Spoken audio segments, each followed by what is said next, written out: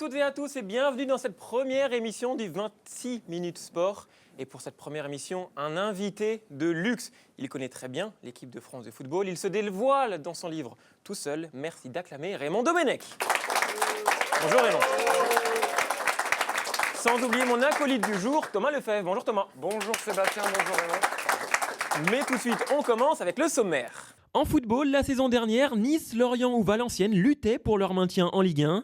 Cette saison, ils rivalisent avec les meilleurs, mais pourquoi ça marche? En rugby, le Stade français et les Racing Métro ne sont pas au meilleur de leur forme. Alors doit-il n'y avoir qu'un seul club, à Paris? En boxe, fini les stars internationales des dernières décennies, mais pourquoi ce sport n'intéresse plus les médias et le grand public? Enfin, Raymond Domenech est notre invité aujourd'hui. 2 ans après Nice Nile, il a décidé de tout raconter, interview exclusive sur notre plateau. Et 26 minutes de sport qu'on commence avec le journal de Ivan Simic. Bonjour Ivan. Bonjour Sébastien, bonjour à tous et bienvenue dans votre journal des sports. Je n'ai pas voulu lui faire mal, Zlatan Ibrahimovic est revenu sur la polémique sur sa faute sur Dejan Lovren. L'attaquant suédois a déclaré qu'il n'avait nullement l'intention de faire faute et encore moins de blesser son adversaire. Au sujet des déclarations de Jean-Michel Aulas, l'international suédois dit les avoir perçues comme un signe de faiblesse, car selon lui, si vous faites des attaques comme ça, c'est que vous avez peur et il a raison, car le PSG est la meilleure équipe de France. Et on continue avec Javier Pastore. Javier Pastore a fait part de son désir de rejoindre le Milan AC lors d'un entretien accordé au magazine italien Ci. Le milieu argentin, qui semblait pourtant s'épanouir depuis quelques matchs avec le changement tactique, a confié son ressentiment sur la presse française qu'il juge hostile, surtout envers les étrangers. Vous en pensez quoi de cette interview de Javier Pastore, Raymond Domenech? Si vous êtes sélectionneur, vous voyez entraîneur, vous voyez que votre joueur déclare ça à la presse, le lendemain à l'entraînement, vous lui dites quoi? On essaye de discuter un petit peu pour voir comment il l'a dit, parce qu'entre des fois ce qui est dit et ce qui est écrit et ce qui est transformé, ce qui est compris, il y a un monde et on connaît les médias italiens. On sait qu'ils savent d'un bout d'infos faire un truc exceptionnel. Donc d'abord on essaye de relativiser et de savoir exactement ce qu'il a voulu dire et peut-être que ça traduit aussi un état d'âme qu'il faut approfondir justement, discuter. Il était bien, il revenait bien. Il n'y a aucune raison qu'à ce moment, il amplifie. Je crois qu'il a pu dire quelque chose à un journaliste qu'il aimerait bien revenir au Milan AC, mais on pose la question à 50 joueurs et il y en a 48 qui diront la même chose, qu'ils aimeraient bien jouer au Milan AC. Et les Italiens en font derrière quelque chose d'exceptionnel. Donc l'entraîneur va aller chercher la vraie raison. Est-ce que c'est les médias ou est-ce que c'est réellement un malaise du joueur? Et puis après, on essaye de régler le problème. On continue avec une bonne nouvelle pour un Français. On termine la page football avec Eric Abidal qui devrait bientôt porter de nouveau le maillot Blaugrana. Le latéral gauche indisponible depuis le mois d'avril suite à une greffe du foie a reçu le feu vert des médecins du FC Barcelone. On continue avec un 3e Français en Formule 1. Lotus a annoncé que Romain Grosjean serait toujours là en 2013. Un soulagement pour le pilote français qui admet avoir eu peur pour son avenir suite à une saison 2012 compliquée. Romain Grosjean a certes conclu la saison à la 8e place et a signé 3 podiums, mais il a également été impliqué dans de très nombreux accrochages et a dû abandonner 8 fois en 19 départs. Le Français sait qu'il n'aura pas le droit à l'erreur en 2013. Et on termine avec le Vendée Globe. François Gabard a repris le commandement de la course hier soir entre la Tasmanie et la Nouvelle-Zélande après avoir dépassé Armel Lecléache pendant la nuit. Jean-Pierre Dick complète le podium. Allez messieurs, on démarre avec notre premier thème de cette émission, du football, avec l'une des équipes surprises de ce début de championnat, Valenciennes. Thomas Lefebvre, vous êtes rendu dans le Nord pour connaître la recette magique de cette équipe.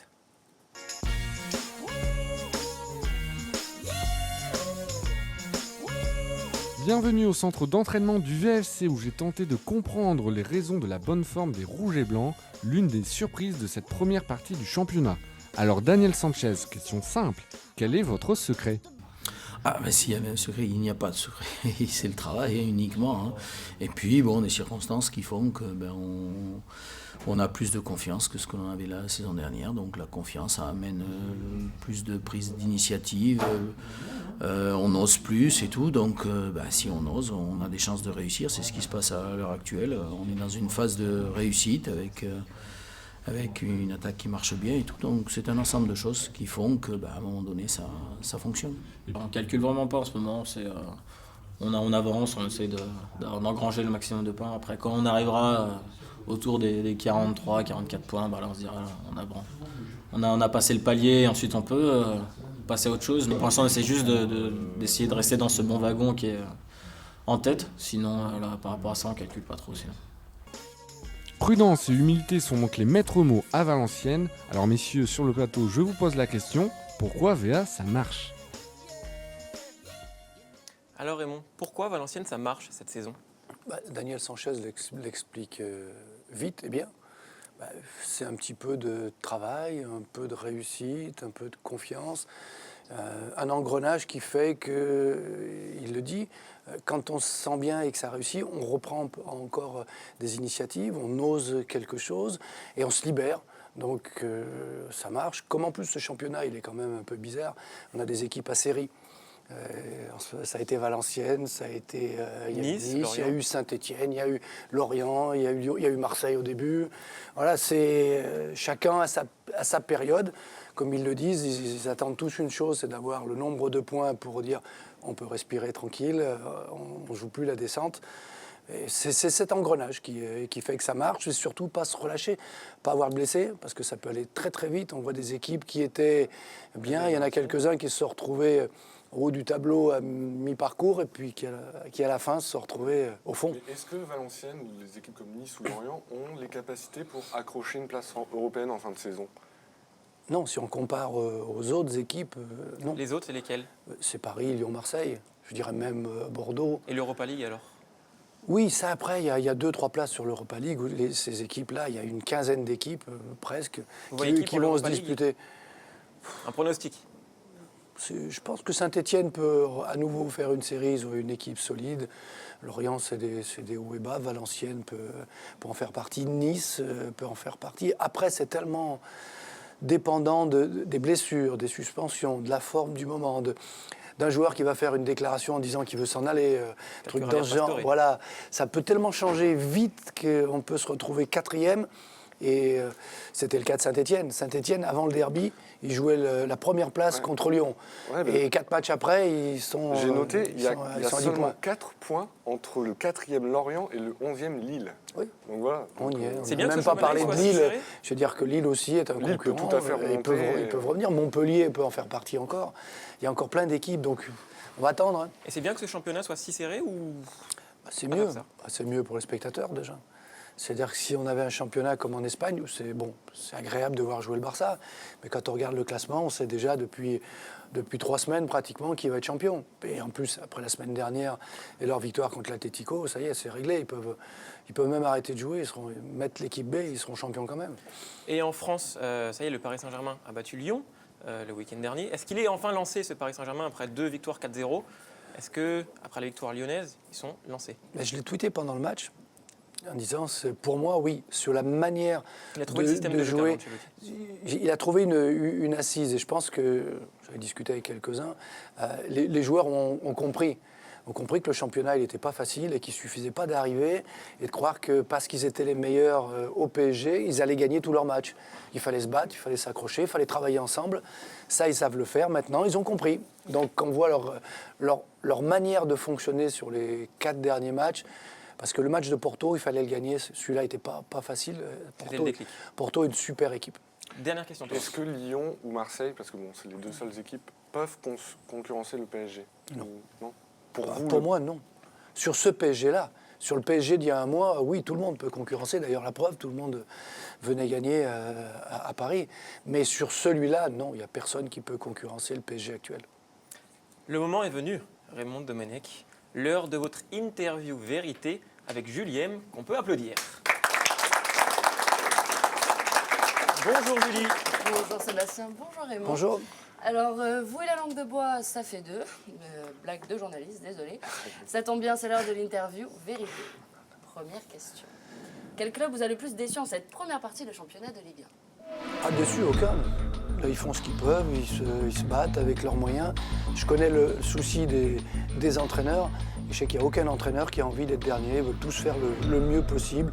Et les joueurs aussi. Votre coup de cœur ? Pas tous. Un seul. Dans les clubs, De Ligue 1. je dirais Saint-Étienne. Le banc Faire râler un vous peu les manque-t-il ? Lyonnais. Le banc de touche ne manque pas parce que j'étais jamais assis dessus, n'importe quoi. Est-ce que vous voulez revenir sélectionneur ou entraîneur ? Oui. C'est ça la question. Ça peut-être, oui. Ça commence à l'odeur de la pelouse me manque. Si vous aviez tous les clubs à vos pieds, où signeriez-vous ? Il y a un club de rêve. c'est le Barça, mais parce que j'ai des racines catalanes. Mais je dis, j'aimerais bien aller aux États-Unis, voir quelque chose qui est en train de se mettre en place, avec une vie complètement différente, avec une approche différente du sport, j'aimerais bien. Depuis votre départ de l'équipe de France, avec quel joueur avez-vous gardé le plus de liens? Avec quelques-uns, notamment Lilian Thuram, que je suis dans son nouveau parcours, dans ses expositions à droite, à gauche pour lutter contre les différences et le racisme. Makelele, parce qu'on a eu gardé de bonnes relations, et Willy Sagnol, qui est toujours à la fédération, donc j'ai de bonnes relations avec quelques-uns. Au contraire, quel joueur vous ne souhaiteriez plus avoir dans votre effectif? Je n'ai plus d'effectifs. Si vous étiez en 2010 par exemple. Aucun. Je veux dire, les joueurs ont tous des bons côtés. Ils ont vécu à un moment d'une manière. Maintenant, je pense qu'ils ont évolué, grandi. J'ai une petite idée. Ils vont vivre autrement. Est-ce que ça commence par A, ça finit par Nelka? Non, ça, c'est vraiment du journalisme. Voilà, moi, je réponds à une question et vous renchérissez pour me faire dire quelque chose que je n'ai pas dit et que je ne veux pas dire en plus. Je dis, les joueurs, nous, on a vécu quelque chose et maintenant, à eux de faire leur vie, de vivre autre chose. Et les qualités des joueurs, ils les ont toujours. L'équipe de France cherche un entraîneur. Raymond Domenech, candidat au poste ou plus jamais avec cette génération? Laquelle? L'équipe de France. L'équipe de France. Espoir. Les pros. L'équipe de France internationale, les A. Ils ne cherchent pas, ils ont Didier Deschamps, il me semble. Et je trouve que ça marche bien et je suis content que ce soit lui. Et j'espère qu'ils vont se qualifier pour aller au Brésil et faire même une belle performance là-bas. Cristiano Ronaldo au PSG, largement envisageable ou rumeur de journalistes? Rapidement, ce qu'on est en retard. Envisageable. Moi, je pense que c'est même une bonne piste, une bonne idée. Paris a besoin de ça. Déjà de faire parler, c'est bien. Et qu'on puisse l'envisager par rapport à ce qui se passait il y a 2 ans, je trouve que c'est extraordinaire. Et enfin, pour ou contre l'arbitrage vidéo? Pour, dans certaines circonstances, pas en permanence, mais sur des cas bien précis, oui. Ok, merci beaucoup. Merci à Raymond Domenech, on peut l'applaudir pour ses réponses. Le temps pour nous de changer de ballon pour passer au ballon ovale. Y a-t-il une place pour 2 clubs? Julien, vous êtes rendu au Stade Français avec Absolument. Vincent Leblond. Depuis quelques saisons, le Stade Français est en baisse de régime. Leur stade natal, le Stade Jean Bouin, étant en travaux depuis 2010, le club a dû se délocaliser dans le 13e arrondissement au Stade Charletti. Et Rémi Calandra, un des plus fidèles supporters du Stade Français, témoigne de l'impact que la délocalisation a pu avoir sur le club. On a des tribunes qui sont entre la moitié et les 3/4 vides suivant les matchs, alors qu'à Jean Bouin, on a vu fréquemment des matchs à guichet fermé, ce qui ne s'est pas vu à Charletti. Charletti étant un stade de plus grande capacité. Mais historiquement, il y a beaucoup de supporters qui viennent de la banlieue ouest, donc ils reviendront très certainement dans le nouveau Jean Bouin. Un club en attente de trophée depuis la saison 2007-2008, Pierre Abadan, un des cadres de l'équipe, nous donne son avis. Il est clair que pour le public, les gens ont plus de mal à venir à Charletti que ce qu'ils avaient à venir à Jean Bouin, parce que le club ne s'est pas ancré ici, ne s'est pas créé ici. Et voilà, puis Charletti, c'est un stade un petit peu froid, entre guillemets, pour le rugby, parce qu'on est très loin du terrain, on voit pas très bien. Il n'y a pas de loge, enfin voilà, c'est difficile de se garer, donc il y a certaines contraintes. Tout n'est pas négatif, mais effectivement, je pense que Jean Bouin va quand même ramener un certain confort pour les spectateurs et puis que le club revienne à sa base. Le nouveau Jean Bouin sera pris pour la saison prochaine. Alors messieurs, le retour à la source portera-t-il ses fruits? Alors Raymond Domenech, selon vous, y a-t-il une place pour 2 clubs? Oui, mais dans les conditions, c'est montré dans le reportage, avec un vrai stade. Je suis d'accord avec eux, quand on parle de Charletti, il faut arrêter d'envoyer des équipes là-bas. Même nous, il dit pour le rugby, c'est pas jouable. Il a été gentil, pour le foot non plus. C'est pas un stade qui est fait pour ça, c'est un stade pour accueillir, je sais pas, du monde, un peu d'athlètes. Et même ça, il n'y a pas d'ambiance, c'est au bord de l'autoroute, il n'y a rien pour se garer, il y a toujours, on a l'impression qu'il fait toujours froid. Ce stade n'est pas fait presque pour le sport. Donc quand ils vont se retrouver à nouveau à Jean Bouin, ils vont avoir des spectateurs, les gens vont se retrouver un petit peu dans un vrai stade pour créer une ambiance. Et c'est parfaitement viable d'avoir 2 clubs de rugby. Puis j'espère en plus que 2 clubs de rugby, ça va marcher. Parce que peut-être qu'un jour, on arrivera à avoir 2 clubs de foot. Justement, voilà. On y reviendra. Mais d'abord, Thomas, vous avez des chiffres, parce que Paris ne gagne plus. Un chiffre que je trouve parlant, parce qu'entre 2002 et 2009, le Stade Français, c'est 3 titres de champion de France, 1 finale et 3 demi-finales. Depuis que le Racing Métro est monté en top 14 en 2009, aucun des 2 clubs n'a réussi à atteindre la finale. Donc est-ce que selon vous, c'est aussi est-ce qu'ils peuvent se concurrencer, est-ce qu'ils peuvent marcher tous les deux en même temps? Parce qu'on voit que les résultats ne parlent pas. Donc, oui, mais c'est pas. Moi, je pense pas que ça soit un rapport, il n'y a pas de rapport. avec le fait qu'ils soient deux. Pour le moment, ils sont dominés par. Il y a eu Toulouse, il y a Toulon, voilà, par d'autres clubs qui ont des moyens. Et je pense que d'avoir un stade comme Jean-Bouin, avoir ses propres moyens, va attirer du monde, des sponsors, et leur permettre de recruter et peut-être de concurrencer les autres. Vous parlez de Toulon. Toulon doit-il viser le doublé Europe et championnat cette saison? S'ils ne visent pas, tous les entraîneurs, je pense que même le Stade français, le Racing, ils visaient aussi. Est-ce qu'ils ont les moyens? Après, oui, Toulon a les moyens, c'est évident. Quand on voit comment ils survolent leur match à chaque fois, c'est possible. Et dans la situation où ils sont, ce serait dommage de ne pas y penser. Et vous parlez il y a un instant d'un deuxième club à Paris. Vous y croyez vous, un deuxième club de foot? Oui, c'était votre rêve il y a quelques années d'ailleurs. Ah oui, je le dis, si, je suis candidat. En plus, je suis candidat pour le deuxième club à Paris. On sait que le PSG sera toujours le grand club phare. Comme dans toutes les villes, il y a un club qui est un peu plus haut, puis il y en a un autre qui s'accroche et qui essaye de temps en temps. Londres, c'est exceptionnel. Je crois qu'il y en a entre la première et la deuxième division, il doit y en avoir une dizaine. C'est autre chose. Voilà. Mais dans toutes les grandes capitales, il y en a. Il y a au moins deux. Rome, Madrid, c'est comme Madrid avec le Real et l'Atlético. C'est jouable, il n'y a pas de problème. Et voilà, s'il y a quelqu'un qui est disponible, je suis prêt. C'est bien, voilà, le message est passé. Allez, nous, on enchaîne avec la boxe. Un sport sans véritable star internationale peut-il encore vous passionner? Nous sommes allés à la rencontre de Joseph Germain, ex-entraîneur de Jean-Marc Mormec. Reportage Ophélie Bourigo, Enzo Caleri et Vincent Dobelcourt. La boxe est un sport de combat qui atteignait son plus haut niveau en termes de popularité médiatique dans les années 70 et 90. Seulement depuis quelques années, celle-ci a perdu de la notoriété.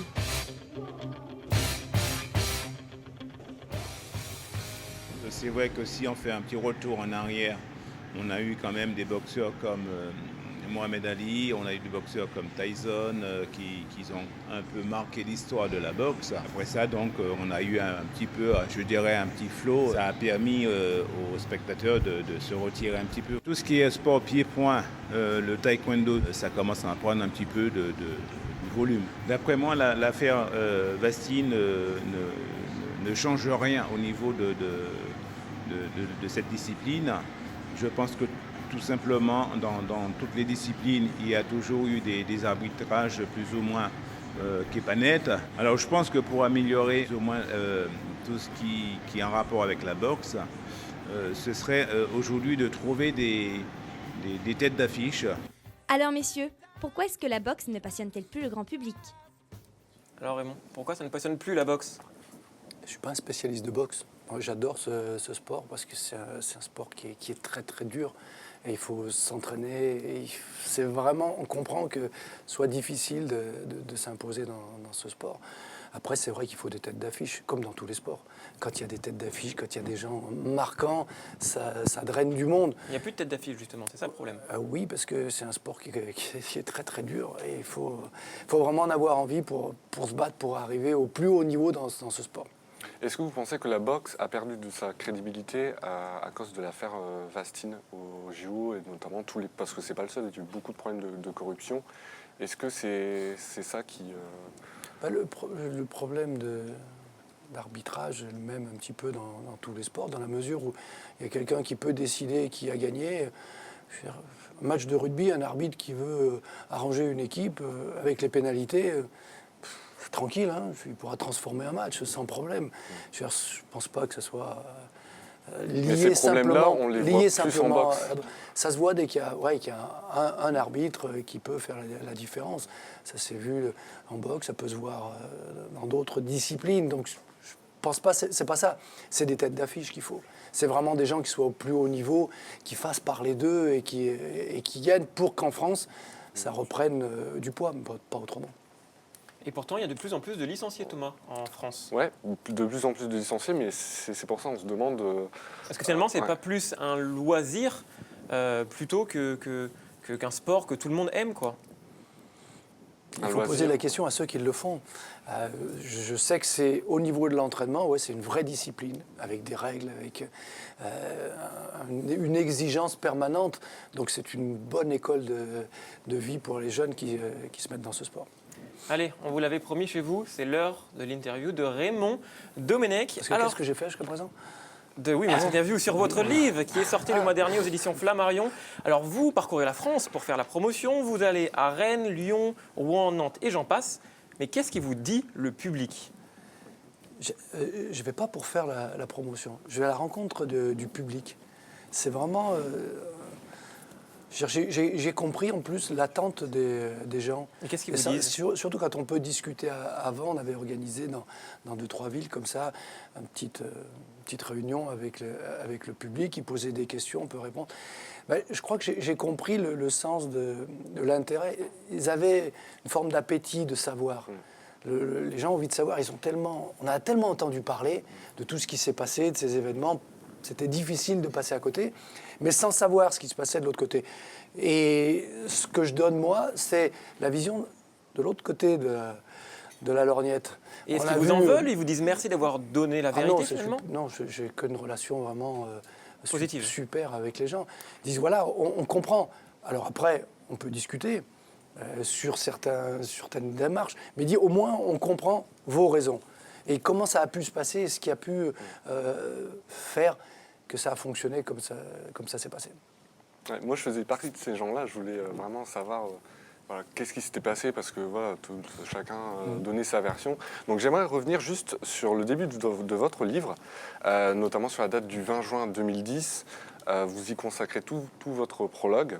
Vous décrivez minute par minute la grève de l'entraînement qui a fait suite à la mise à l'écart de Nicolas Anelka. Alors, arrive le moment où Patrice Evra amène la fameuse lettre des joueurs. Alors, j'aimerais savoir, est-ce que c'est votre plus grand regret le fait d'avoir lu cette lettre? Je ne fonctionne pas non plus comme ça. Regret, après, on peut tout dire. On peut expliquer. Mais quand on est dedans, ouais, je sais, mais quand on est dans l'action, moi, je n'ai pas eu de calcul. Parce que vous le décriviez très bien sur le moment. Vous en aviez marre. C'est ce que je décris dans le livre. Moi, j'ai réagi sur le moment avec la pression du moment, avec l'erreur que j'ai commis moi à ce moment-là. C'est pas dire avant de lire la lettre, je ne cautionne pas. Je ne cautionne pas du tout, mais j'étais tellement dans cette idée, allez, c'est fini, j'en peux plus. On se débarrasse, dans la bulle, en fait. On se débarrasse de ça, on arrête on arrête la mascarade, c'en était une.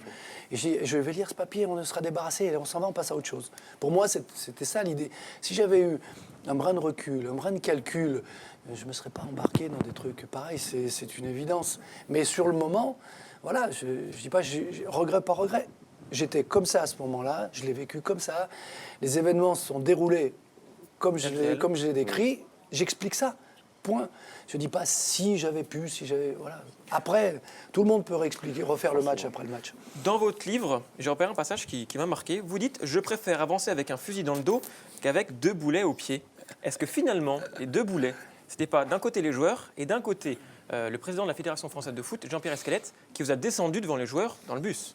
Non, encore une fois, ne condamnez pas. Je n'ai pas fait un livre de règlement de compte. Car il y a aussi des bonnes choses, on va revenir après. De condamnation, c'est un livre c'est des faits. Voilà, j'ai expliqué, moi, comment ça s'est déroulé. Et l'idée du livre, c'est plutôt que de sortir les petites phrases des uns et des autres, c'est comment le pouvoir se dégrade petit à petit, avec tous les aléas qu'il y a autour, avec tout ce qui se passe, avec la vie intérieure et les pressions de l'extérieur. Et que petit à petit, on perd prise sans s'en rendre compte et qu'on s'enfonce petit à petit. Chacun à sa part, moi aussi. Donc c'est ça plutôt le livre, avec les événements marquants qui font qu'à chaque fois, pouf, il y a une pierre qui nous enfonce encore un petit peu plus. C'est pas juste des petits trucs croquants, marquants. Et justement, vous parlez de pression extérieure. Et à un moment, vous dites, dans votre livre, qu'un de vos enfants a dit « Papa, tu ne vas quand même pas aller en prison ». Est-ce que c'est à ce moment-là que vous avez pris conscience de l'impact médiatique de cette affaire en France? L'impact, non. Des dégâts que ça pouvait causer autour sur mes proches. Parce qu'un gamin qui a 3 ans, sans que personne lui ait dit quoi que ce soit, qui soit imprégné par ça, et en me voyant arriver, parce que ça faisait plus d'1 mois et demi que j'étais parti, et qui me pose cette question, je me dis... C'est plus la famille qui en a souffert. Mais oui, pensez? tous les gens autour en ont souffert. J'ai des frères qui vivent dans le foot pendant quelques années. Ça a été dur à entendre, à supporter. C'est ça qui est le plus dur. Ceux qui sont, et tous les entraîneurs qui vivent dans cette situation, ils savent que c'est comme ça, qui vont être attaqués, critiqués ou adulés quand ça va marcher. Voilà, ça fait partie de notre lot quotidien. Ça, on s'y attend. Mais les dégâts sur les proches, ils sont toujours plus durs à supporter. Et votre meilleur moment, est-ce que c'est pas ce 11 juillet 2004, jour de naissance de votre fille Victoire, et de votre intronisation à la tête de l'équipe de France? Mais être père, c'était la troisième fois. Les deux le même jour. Et les deux le même jour. Fort. Oui, c'était une belle histoire. C'était quelque chose de très fort. Et voilà, il y a des trucs, on peut pas le faire exprès. Hein. Ça, c'est arrivé, c'est tombé vraiment en même temps. C'était une belle histoire. Ça a commencé, c'est une très belle histoire. C'est votre plus beau moment, l'équipe de France? Non, être nommé sélectionneur de l'équipe de France et être père, c'est que des bons moments. Je ne vois pas qui va pouvoir se plaindre de ça. On revient sur l'équipe de France. Est-ce que la différence entre l'équipe de France de 2006, finaliste de la Coupe du Monde, et celle de 2010, c'est pas finalement qu'il n'y avait pas de leader en 2010? Voilà, c'est ça. C'est ça. Mais toutes les grandes équipes ont un leader. Toutes les équipes qui ont marché, parce qu'il y avait aucun joueur en 2010 n'avait la capacité pour endosser ce rôle. Je le dis. Vous le dites, Thierry Henry, à un moment, on commence à parler et finalement il se tait. C'est-à-dire que même des gens comme Thierry Henry qui ont du vécu. Parce que le poids du groupe qui les a entraînés au fond était plus fort que les individualités qui n'ont pas pu s'en sortir parce que peut-être qu'ils n'étaient pas des leaders aussi. Je pense que ça ne serait pas arrivé avec de vrais leaders qui n'auraient pas permis qu'on arrive à imaginer qu'on pouvait faire grève de l'entraînement. Les vrais leaders, ça, c'est un truc que j'arrive pas. Zidane, Thuram. Oui, mais ça ne serait même pas venu à l'idée. Oui. Ils ne pouvaient pas être d'accord avec les dirigeants, avec qui que ce soit, avec la presse. Mais ni à moi, ni à eux, ça pourrait nous venir à l'idée qu'on fait grève de l'entraînement. C'est un truc. Et vous la trouvez comment, cette équipe de France actuellement? Qu'est-ce qu'ils doivent viser en 2014 pour la Coupe du Monde? Déjà la qualification. Et comme le dit Didier dans un interview, c'est d'être premier du groupe pour ne pas passer par les barrages, parce qu'on sait ce que ça donne, les barrages. C'est à la pièce, on peut tomber sur des équipes dangereuses, donc il vaut mieux éviter les barrages, ça serait plus simple. Et après, une fois qu'on y est, c'est de partir pour se dire, on va la gagner. Pourquoi pas? Il n'y a aucune raison. Si on y va en se disant, on va essayer au moins de se qualifier, c'est déjà restrictif. Parce qu'ils ont le potentiel. Est-ce qu'il a trouvé la bonne formule? Est-ce que les résultats face à l'Espagne et l'Italie, est-ce que c'est positif? Oui, mais entre la vie sur des matchs comme ça, sur un jour ou deux, et puis un rassemblement, des matchs références. C'est des matchs importants. Mais Laurent Blanc l'équipe avait battu l'Angleterre, avait battu l'Allemagne. C'était aussi des matchs importants. Donc ce qui compte, c'est déjà de se qualifier, et après de ne pas oublier quand on est en Coupe du Monde, qui on est, ce qu'on représente et pourquoi on est là. Alors depuis hier, on vous annonce un peu partout. J'ai lu, on vous annonce à Rennes. J'ai commencé par le 26 minutes sport, après je vais faire une autre. On vous annonce à Rennes si Frédéric Antonetti quitte son poste à la fin de la saison, et surprenant, les États-Unis. Pourquoi les États-Unis? Ah, ça, c'est moi qui ai sorti ça. Oui. Je veux dire, alors, la désinformation, je sais faire aussi, hein, vous avez vu. J'ai lancé une info, elle est reprise comme si c'était un truc... Vous jouez avec les médias, finalement. J'ai dit, si on m'a dit, est-ce qu'il y a des endroits où vous aimeriez aller y faire? Je dis oui, j'aimerais bien aller aux États-Unis. Et maintenant, on m'annonce aux États-Unis. Comme quoi, l'info, hein, ça se transforme vite. C'est un rêve, c'est juste, j'ai sorti ça comme ça. Et tout d'un coup, c'est comme si l'info, elle venait de l'autre côté et qu'on voulait de moi. Et dernière question, à Rennes, rumeur aussi? Ah ben c'est la même chose. Hein. Fred est en poste, marche... Et si jamais Frédéric Antonetti n'est plus en poste? Mais encore une fois, le football, ça ne se conjugue pas avec des si, c'est pas du conditionnel. Voilà. Pour le moment, Antonetti est l'entraîneur de Rennes.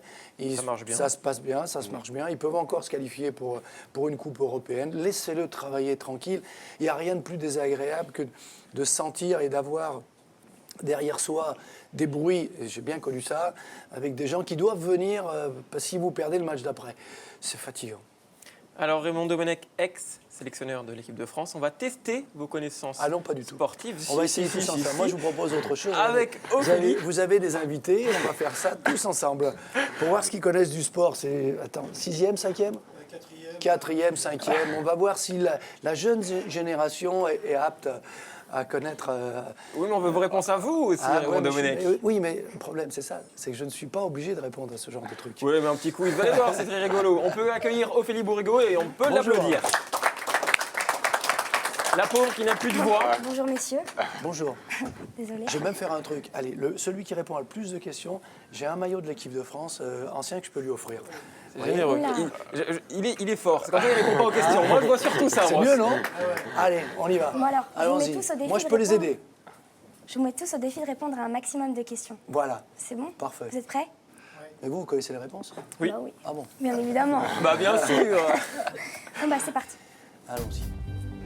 Qui a gagné Roland Garros cette année? En 2012. En 2012. Oui, excusez-moi. Quelqu'un?